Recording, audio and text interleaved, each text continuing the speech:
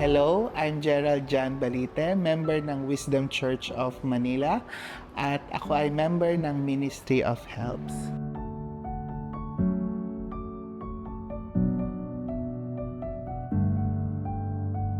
Last year, kami ay in-instruct ni Lord na mag-seed. For us, malaking amount kasi during that time, nawalan kami ng source of income when we go to a missions. And when we go there, na-detect nung company niya, kami ay naandon sa lugar na yon and nawalan siya ng work.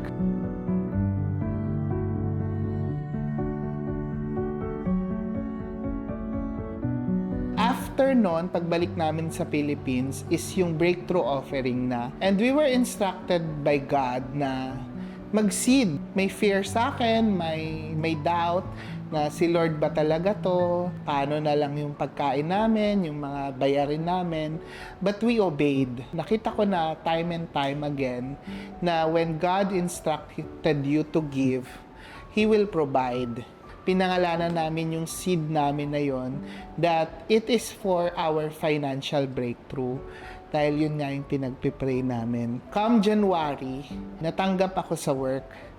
Times 4 yung income ko compared sa aking old job. Nabalik din yung work ng asawa ko and then nagkaroon pa rin siya ng ikalawang job. I'm so thankful kasi ginamit ng Lord yung mga tao dito sa church para to provide work for us. I'm so thankful din dahil provide ni Lord yung wisdom, ano ba yung mga isasagot sa interview, paano ba mareretain yung job na binigay at paano to mai-steward. And dahil dito sa job na yon, we were able to go to missions without fear. Saan namin kukunin yung pang-flight, ano yung mga pangkain namin, etc. Because of this work na meron ako ngayon, I was able to go to different countries. We shared the gospel in India, Thailand, where we go to red light district and share the gospel sa mga prostitute. Isa pang napunta namin is a creative access nation.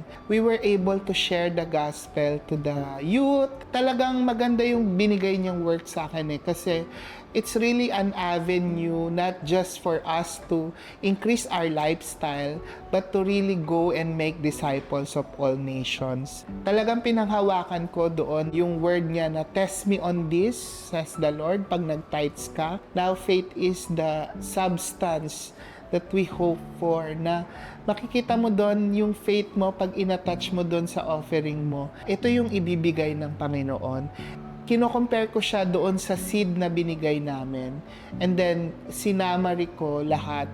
I got 100-fold return of the seed that we have sown. Because doon sa obedience namin ng family ko kay God, we reap 100-fold return. For God doesn't give us spirit of fear, but power, love, and sound mind.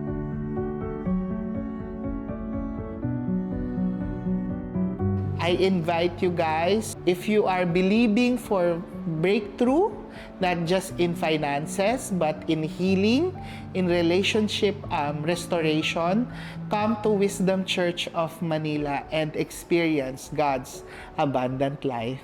Thank you.